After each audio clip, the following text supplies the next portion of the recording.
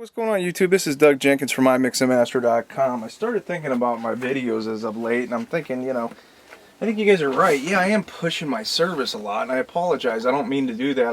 I want people to have the best for their music.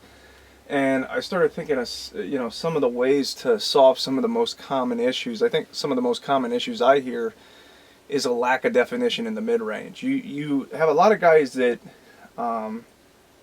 focus so much on the bass and the high end that it's just like everything in the middle is just so on it has no treatment. And I want to go through on this video and give you some huge tips to how do you prepare your stuff to get stem mastered or get mastered. How do I become a better mixing engineer? And I think you have to understand the first principles of mixing. Mixing is the art form of taking a lot of stuff like a kick, a hi-hat, a snare, a tom, a mid-range synth, another synth, and making it relatively conform to one another so they all sort of complement one another within the song. That's what mixing is. Mixing is not taking just a vocal, soloing it out, making it sound awesome by itself, then bringing it back into the song. There's a way that if you EQ a vocal to the way a kick drum's sitting, that vocal will sound better in that arrangement. So that's what mixing is, and I'm going to give you some tips here to really let you become a better engineer, to really let you focus in on just the range that you want to focus in on. And it'll also open up your mind to hearing ranges once you bypass what I'm about to show you. The trick that I'm showing you right now is a trick that that I've come about by just engineering a lot, that to resolve issues that I hear when I get stuff to master. So what we're going to do is I'm going to show you with a basic stock plugin. So whether you have a bunch of plugins on your system or not, you can use this and incorporate this and do this to better your own mixes. So the first thing that we're going to do is create a master track. In Pro Tools it's new, and then you just go to master fader and then you create it, and that buses everything to that master fader, so you have control over the whole song. So let me show you on screen here. The next thing we're going to do is we're going to get rid of the frequencies that we commonly try to mix too much, I guess, and then we forget about all the other ones. A lot of people don't even pay attention to this whole entire mid-range here when they first start mixing, and this is one of the most crucial ranges for visibility, for mid-range clarity of a vocal, for kick drum presence. We're talking from 6K to 120 hertz. All this range right here, I think, is the biggest overlooked range that will benefit and impact your recordings in a way that is so much more impactful. Because when you forget about this and you just let this be muffled, you'll end up tweaking this too high to compensate for the lack of definition here. You'll end up making this too big for the lack of definition here. So what you end up having, especially in like a hip-hop track, you have a huge low 808 sound that you added, and you have some just absolutely ridiculously loud hi-hats, and then there's a snare drum in here that usually gets trapped in the mid-range. So you have kick, snare, highs. And then, a mastering engineer like me starts trying to grab this, control this, grab this, control this, tweak this a little bit, and multi-layers of compression we have to do. And that's when we're really taking something that wasn't a professional mix. So what I want to do is show you, we have a basic production here. This is actually a Q clone, which is pretty cool. So what I'm going to do is, you're just hearing the mid-range for the first time. So what we're going to do is let you listen in with the mid-range going and show some of the things you probably never even thought about EQing. We're going to put them on screen here and let you hear exactly what's happening just by listening to 120 hertz to 6K. And once we get that in control, then we can make decisions on the high end and the low end, because mastering is really about making the lows, the mids, the highs all sound like they should be part of the same song. And that is a layman's way of putting it. But here, just listen in as I EQ a little bit and show you the differences we can make in the mid-range.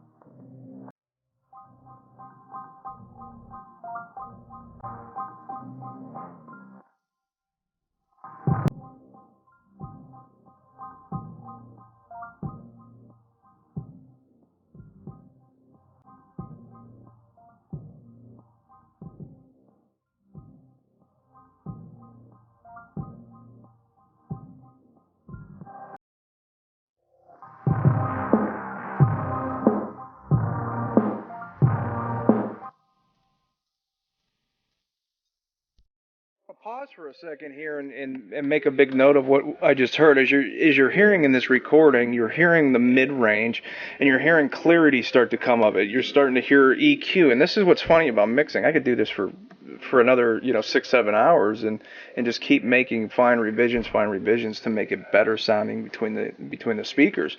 But then I opened up this piano. And the first thing that I noticed is I had to turn down the mid-range because it was taking precedent over everything in the song. It just became the most elaborate. So what's going to end up happening here to make this arrangement, I think, the way it should be, is that piano. If we take off my high pass here, let me just on solo everything. Let's listen to the piano.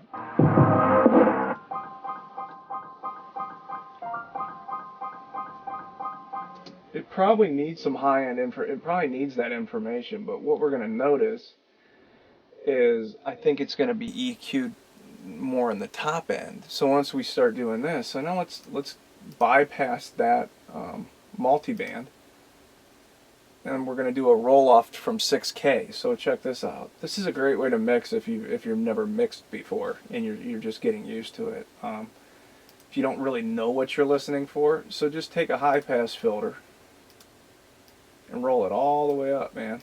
Roll it all the way up to 6K. And then we can hear the top end of these instruments. And you're going to be shocked at what actually comes of this, by the way.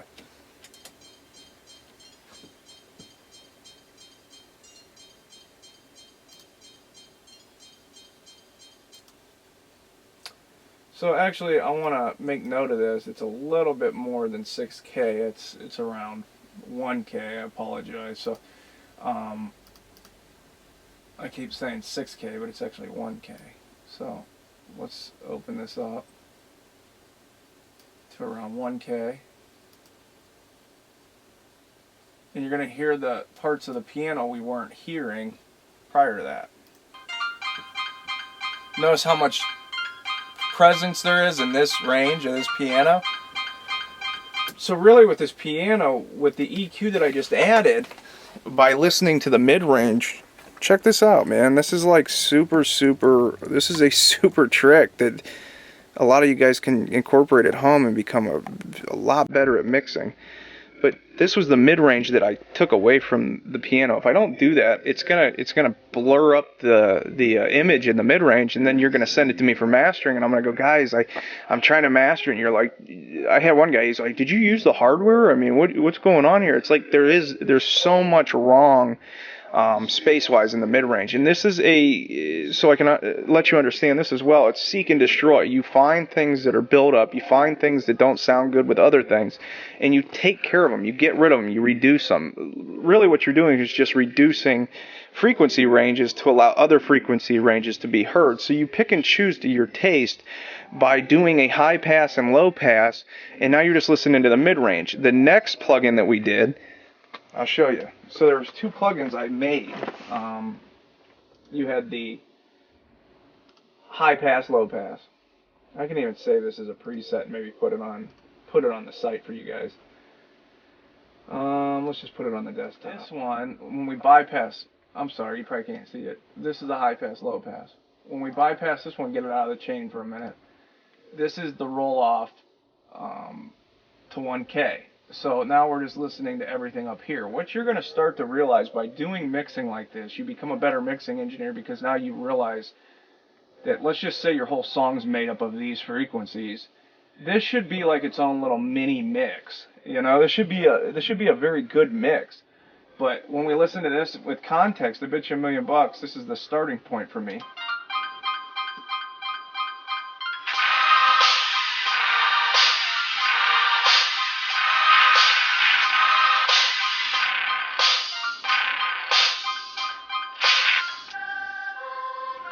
So much information up here is just having everything get lost.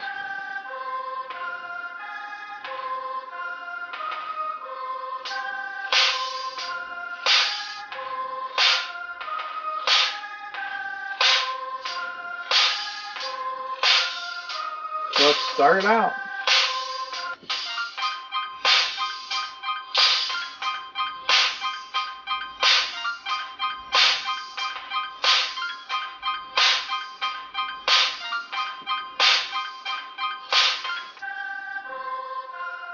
So let me run the live feed, and then we'll EQ the top end. Here you go.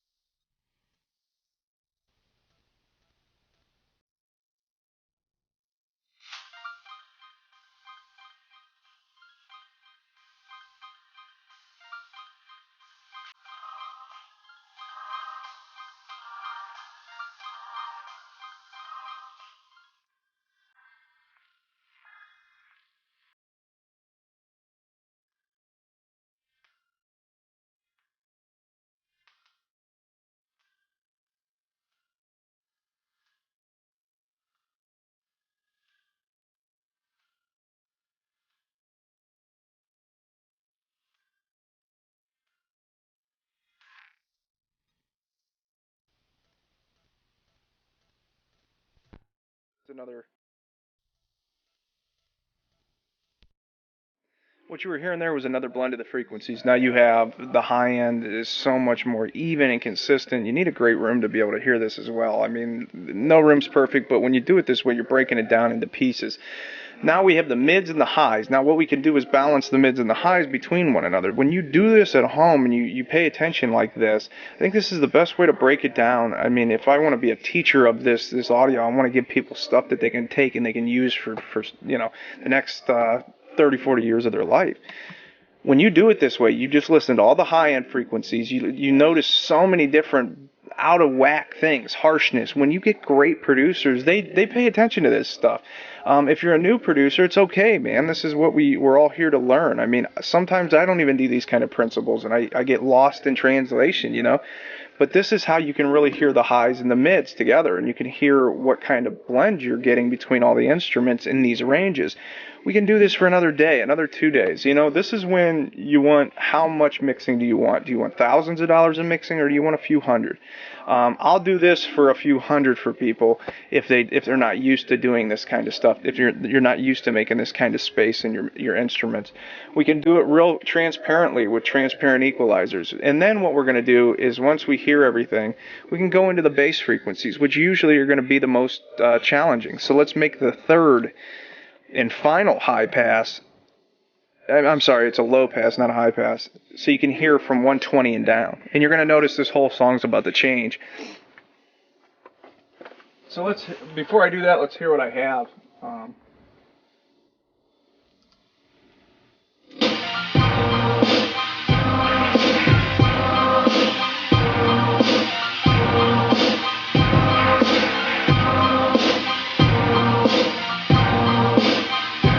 Sounds great, dude.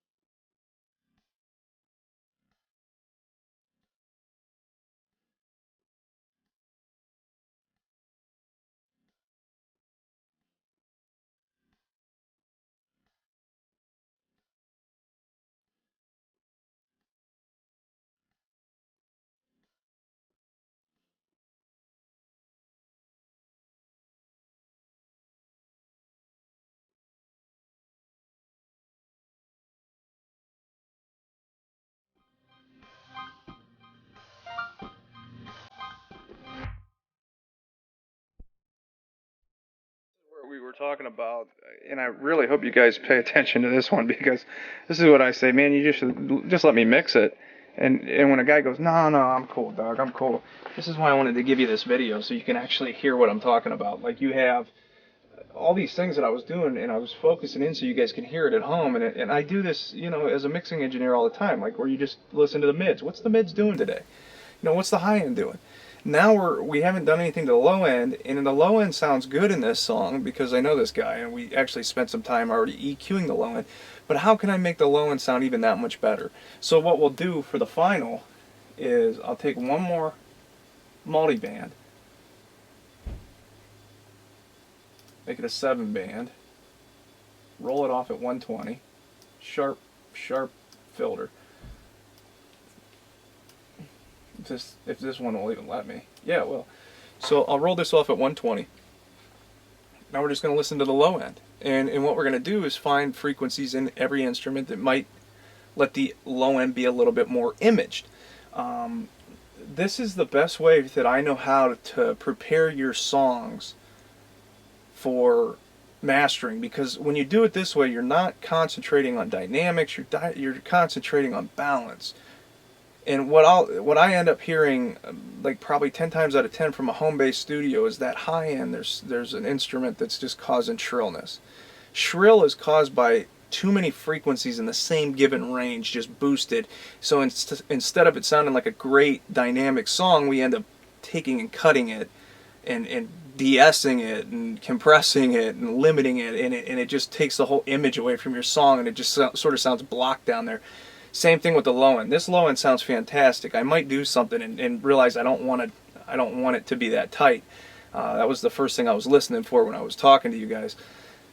But I want to listen to the low end and see what we got. Because I did do some balance on this. Let me listen for a minute. I know this kick drum comes in and it's big, dude. I know that.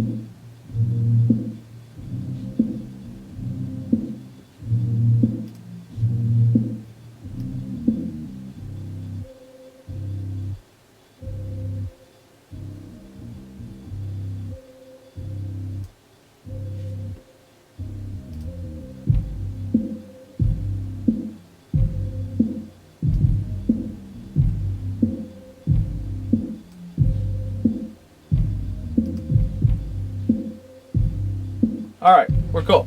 I'll show you what I did. This is hard to listen to, that's why I'm not playing. I'll play it for a second.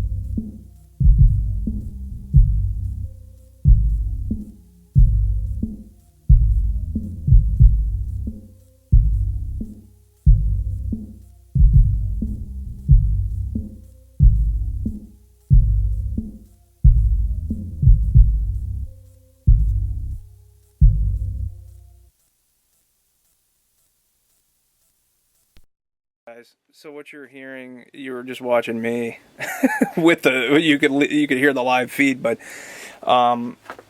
now we have definition. So you're starting to break the mix down into main components: the lows, the mids, the highs. That's what we listen to as humans. We go lows, mids, highs.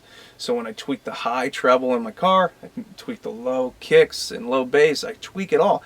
But you got to understand that each one of these are like their own little mini mixes. And I wanted to do this video to start the new year that's going to be coming up with insightful videos, and I'm doing these for free. I don't try to reach out for people for money or anything like that, but I wanted people, you know, to realize that if you can get it to this point, you can do this, and you can do it like this, and you get the song to sound like I'm about to show you.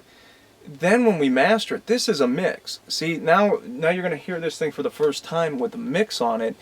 And you're going to hear so much more dimension and space. That's what major label guys, when you send your tracks off. Sometimes I'll get a song. I've worked with a few producers in the past where I get the song in and I listen to the low end. And I say, there's way too much going on down there, guys. Like, you got to pick and choose, so maybe I'll just shelf off and do my own thing. The mid-range, I'll listen and I'll hear like 17 synthesizers at the same time. It's like, you got to figure out which one's going to be the best synth. Now, some are supposed to complement one another, and we'll let them be. High end, same thing. So you just feel out the whole song. Now this is a mix. A lot of guys just totally skip over this. Now if you don't have the money to do it, this is why I made this video. Practice this. Practice the seek and destroy method with an EQ. If you just got stock plugins, it doesn't matter. Just start tweaking things to make space in the mid-range. Now if you're just listening to the mid-range with the high pass like I showed you, in the low pass, don't be tweaking 80 hertz or 100 hertz or 10,000 hertz. You know, you get what I'm saying? Don't tweak something that's not in that range, because you'll really screw it up. But start tweaking things in that range, and you'll start to notice you're going to create a big dimension in the range that us as humans listen a lot to. You know, we enjoy the 808 being big. We enjoy the kick drums being huge. A lot of times I'll get a mix, and this is something I've already mixed a little, so you got to come in halfway, but a lot of times I'll get something, you hear the low end, dude, all you hear is 808. But there's a lot of information down there. Also, you'll hear a muffled sound of the vocal. That's where we need to roll off those frequencies. If you don't need that in the vocal, don't have it in the vocal, you know. Or we can smooth it down. And this is mixing. And I wanted to do this video, like I said, because I think this is the best way for me to simplify the process. How do you prepare your stuff for mastering? This is how you do it. You're not paying attention to loudness. If you look at the loudness of this track right now, we'll bypass all this stuff. Turn this down a little bit.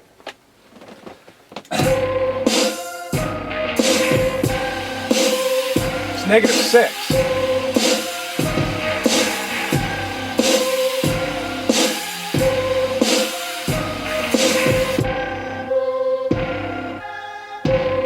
It sounds amazing.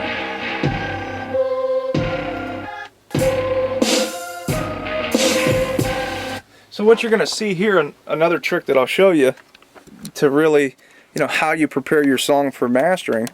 If you look at this meter here, we talk about -6. We're talking -6 peak, but you're going to notice here, when you have a good mix like this, you hit play on it.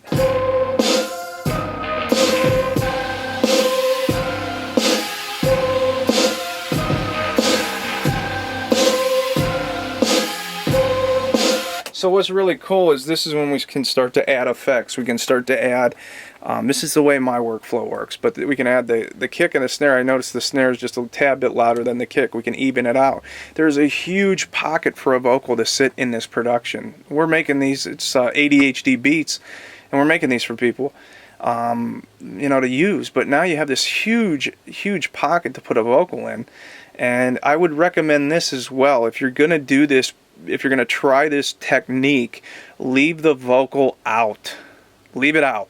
Just get rid of it. Like, don't have it in there when you're doing this, because it will screw you up. You'll start trying to overcompensate for the guy's mid-range. You'll start overdoing it for this guy's bass line. You know, take the vocal out and then do it, especially if you're the vocalist, because all you'll listen to is the vocal. Because it's so broad of a spectrum over those frequency ranges. So what we want to do with that is make the instrumental as good as we possibly can get it. You can see on this meter that I have up there, -6 was the peak level. So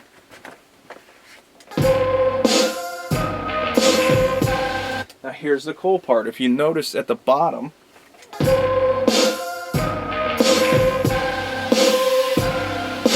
that's the RMS level. So the average loudness is where all the meters are at. That's average crunch on this thing. Now what's really cool is when you got a great mix, using just a basic Manly MU, watch what it'll do to this. So when somebody says, I don't like my master, Doug, it's usually you don't like your mix. So let me just put like a basic Manly on this thing. Let's turn this thing on. When this thing comes up, this is what the Manly was meant to do. It was supposed to increase the range of this thing. And I'm just going to keep it on the meter here as the Manly fires up so you can hear what it's going to do. Now, I'm not going to tweak a bunch of knobs on the Manly. I'm just going to let you really get a feel for how much it can increase the volume to the 0 point without making any kind of shrillness like some of the limiters out there that are plugins. So what we'll do here is take this, put the Manly on here.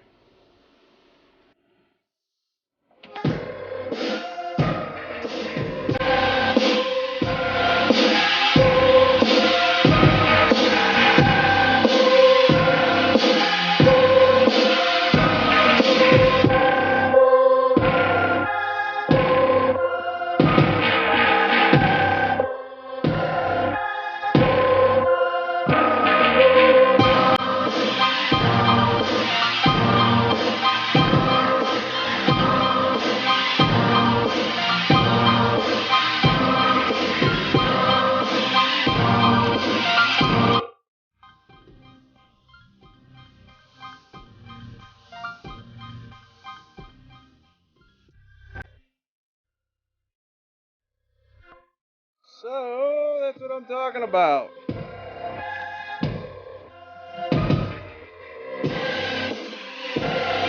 So what we have is that we have a pretty much a start of a great mix. We have a great dimension between all the bands. We have a nice low end presentation. Now we're gonna in the mastering, what we should do this when we get into mastering, you should already be at that point. So if you can use this and you can take this home with you and it makes a difference in your life, then God bless you. Because this is something that I think if you can really concentrate on, if you're not at the point where you know understand how to do that, I sort of take a responsibility in this because I've been complaining as of late, like, what are people sending me? It's not good. It's on people like myself to help people that don't understand engineering to understand it, so then you feel confident going into the mastering, not just going, man, I hope the mastering engineer can fix my song. That's not what we want to do. If you feel that way, then you should have a guy mix it and go from band to band to band, and balance and balance and balance, and how much balancing you want done. Each frequency, just the smallest little bit, can create that much more depth for the next instrument to come through. So remember that. So right now we have a cool thing. You just heard the Manley, just literally just turned it on and turned it up a little bit. You noticed it was compressing a little bit, which we'd have to set it and then find some kind of happy medium between limiting to get it to -6. Because let me show you before I get off the video, but I wanted to show you this. I'm pretty excited about this video because I know it'll help somebody out there. They'll go, Doug, you changed my life. I hope. But so if you look at where the Manley had it now, I'll hit the track one more time. I'm going to turn the track off so you're not paying attention to that. So you're looking at around -16 compared. So the Manley just sounded comfortable there. So let's take it off. You're looking at around -27. 26, so it's increasing the RMS. That's what compression does. Now here's the trick, guys. The louder it goes, the smaller it gets. There's no way around it because you can't have this. You can't. I'm talking the whole image gets smaller. Where guys really mess up doing this is they don't take care of the frequencies that I took care of. They don't use all these EQs and compressors. EQ's the best way to go about it without losing the overall quality, but you can really screw things up as well. So now you have an image, you have space, you have dimension, you have depth, but now we need loudness. This is why I wanted to end the video like this, because I hate when guys do this. And I'm doing this for my own personal benefit as well if I'm going to work for you. Sometimes I'll send you that one. Like I'll send you the one that's there. And you go, well, it's not as loud as Drake's album. And it's like, it's a whole different process, brother. This is a whole different process. We got it to this point. Listen to pay attention to what we're listening for. Listening for what we just showed you in this video. Spacing between everything. It's got an image. It's got a depth. I've had a million, I don't know how many times when I do this for people, they go, sounds really good, man, but it's definitely not as loud as everything else out there. And I go, listen, that's the next process. That's the next thing. How do I get what we have here to sit up here and have relatively the same image? And you're going to use really high-end compressors. You're going to use really high-end mastering gear. Let me twist over to the... This is funny, I got a roll of toilet paper here. We just never put it in the studio, in the bathroom. But this is when we start using this stuff and incorporating this kind of stuff. Sometimes we'll use this stuff in the mix, so don't get it twisted here. But now we'll start using toilet paper. I'm just joking. But we'll start using this in conjunction with this, maybe the SSL bus compressor. This is what this stuff was bought for. So once you have the mix to where we're hearing this one, we can start to EQ things very subtly with the massive passive, warm stuff up. You know, now we are in mastering. What's mastering?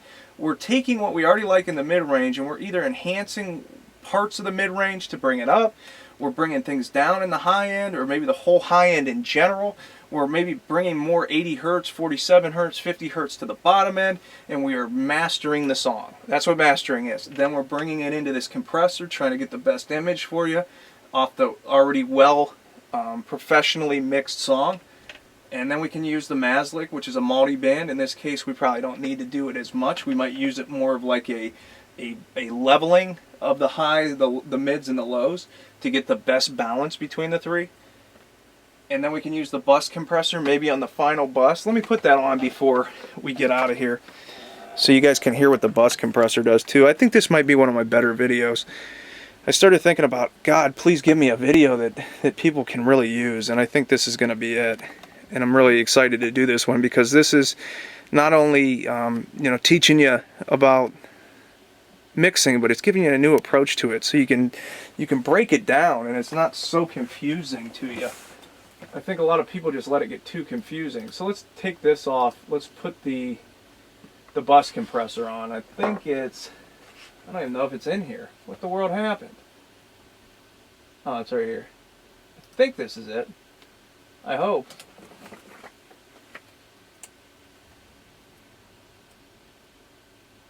That's it. So watch what the bus compressor can do to a song to get it to the -6 range. This is why this compressor has been used on more hip-hop records than you can probably count. So I'll show you what the bus compressor is after I show you the meter and what it's doing.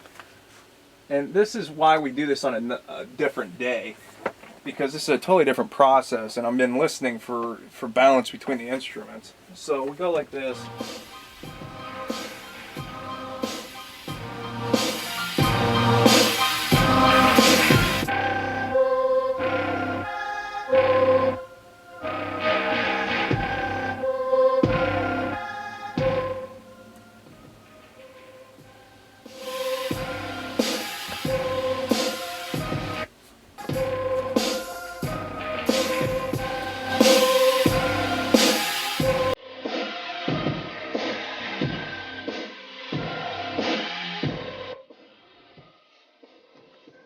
So this is the part where, guys, this is where you get the thrill factor in mastering, and this is why I love mastering, but this is why I love professional equipment, this is why I love hardware, and I'm here on this video to tell you the truth about what's going on here.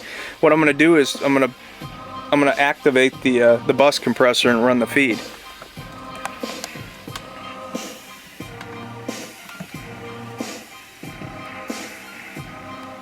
Just activating the thing.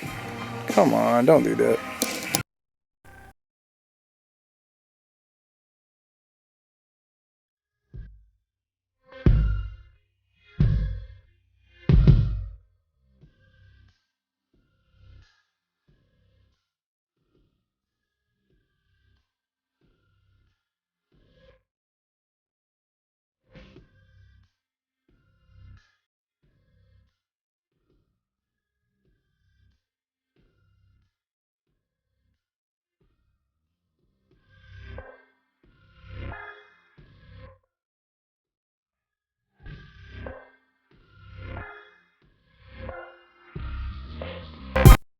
There's gonna be a wise guy out here. I know he's gonna be. We're gonna call the wise guy out. He's like, well, dude, the gain's not. I can't. It's not even gain matched. It's not even gain matched. You can't really hear what it's doing, dude. We're using it for one purpose: to make this song loud, big, better. The mix was great. We know the blend between the mid-range, the highs, and the lows all have a relatively smooth sound. They're not harsh. You're taking care of all the harsh frequencies. This is when it's fun to master. It's not fun to master when we're going back into the song and trying to find out why this mid-range sounds so sharp, why this high-end sounds so bad, why this low-end sounds so muffled. And I had a guy, and I want to end this video like this, but I had a guy come through that was so picky about his sound, and I didn't know how to politely tell him that your sound needs work. It needs a mix. And this is funny because I don't mean this disrespectfully to people. I mean, I hear this kind of stuff all the time. I just never put it on videos, and that's why I'm doing it. But now you have a song that has everything that everybody wants. They want smooth lows. They want smooth highs. They want nice warm mid-range. And just by EQing and getting rid of all the brittleness and harshness and build-ups, you do that. And now we can crank the snot out of an SSL bus compressor. If I did that without it EQ'd, it'd just become real shrill, and you'd be going, dude, how do I get it loud, you know? How do I get it loud? How do I make it loud? But this is why you shouldn't worry about that. You should let me do it with this equipment. And when you do the principles that I taught you in this video, when you make the commitment to do these things in your mix, you're going to find out real quick when you send it off for mastering, you're going to be the happiest guy on the planet. Because then you've already listened to the lows. You've already listened to the mids. You've already listened to the highs. Everything's in its own place. And when you get to that point, then it's like, what kind of loud do you want? You know, we're picking and choosing the loud we want. It's like, congratulations, you made it. So then you can pick and choose. You can, Doug, I want it to be more limited. Doug, I want it to be, you know, more compressed. Doug, I want it to sound warmer. Doug, I want it to be more tight and focused with the SSL stuff. This is the album we want. But when this first part of this isn't taken care of, I end up doing this. I'll show you. I have to show you before we get out of here. What I'll end up doing, and I'll show you. And this is not what mastering should be, honestly. I'll end up taking something like this fab filter. When none of that stuff that we just talked about in this video happens, I'll end up taking something like this. This is a multi-band compressor. And what I'll end up doing is creating maybe 15 different bands. I'll make a band here. I'll make a band here. I'll probably make one here. I'll just keep doing it. I'll make one there. I'll do this. I'll make one. So what I'm going to end up doing is spending about 3 or 4 times the amount of time and not getting the better result. So, you know, a lot of mastering engineers will just go, Doug, I'm sorry, I can't master your album at this time, and they'll get really frustrated with you. But this is what we'll do. We'll start to find, and we'll use the multi-band as we would in the mix, but now we're adjusting all the frequencies in this range. So what will end up happening is, like, all that build-up you had here, we got to take all that and just tuck it down. So it lets this come through, and then we're just back and forth. We find out this is a little bit bigger dynamically than this because we never EQ'd it right. So then we'll start taking this and adjusting the range and messing with the threshold. We maybe squash the living daylights out of it to get it out of the way. And this is mastering. This is called corrective mastering. This is what we do when somebody sends you a junky mix, and it happens more than you know. It probably happens at this point, and why I made this video, because I kept praying to God that I could do a video that would help people. And I hope you listen to this video, because it is important to be able to listen to just the lows, then the mids, and the highs. When you don't listen to all that and there's huge problems, this is the kind of mastering we're doing. We're doing all this in the box to get it to a point where it's relatively a decent mix. So we're like doing a mix and a master. So how much you're mixing and mastering is true. Like in this case, you're doing both at the same time. You're trying to mix the song in the mastering process, and it's not working. And it always leaves somebody scratching their head, like, it's just not smooth like the Drake album. It's just not real present like that Adele album. It's because we should have went back into the mix and did this. And that's why we did the stem service.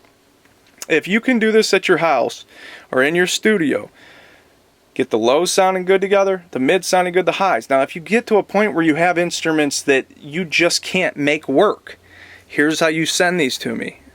So let's forget about this multi-band junk right now. We're not going to do that anymore. I'm putting my foot down. No more of that in my career.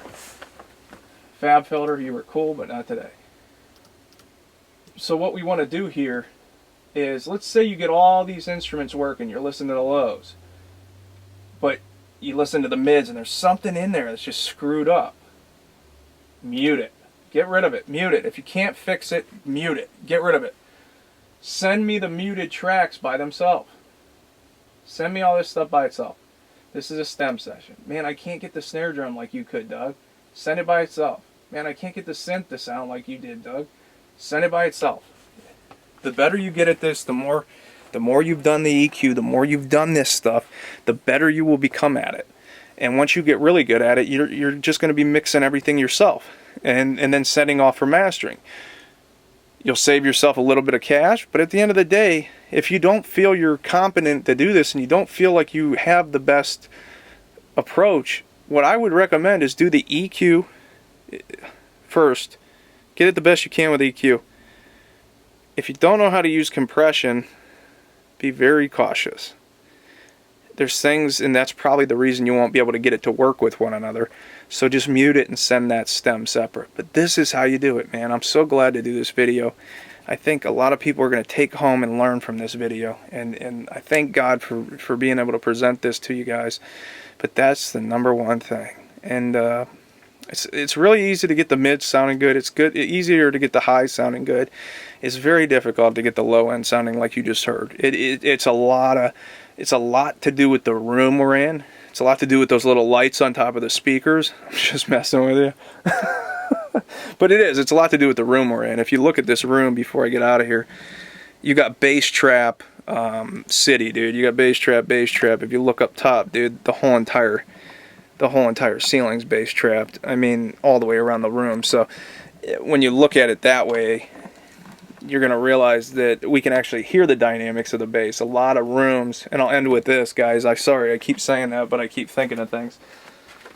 But a lot of rooms, the bass is like this, and the mids and the highs are like this. So you're trying to listen to it, dynamically, you're going, add some more bass, dude, because this is banging, dude. It's pounding. But in a treated room, it's going to almost sound like the bass should be as even as the mids and even as the highs, and you don't understand. You just want to make it a tad bit bigger for a hip-hop track so you can turn that thing up.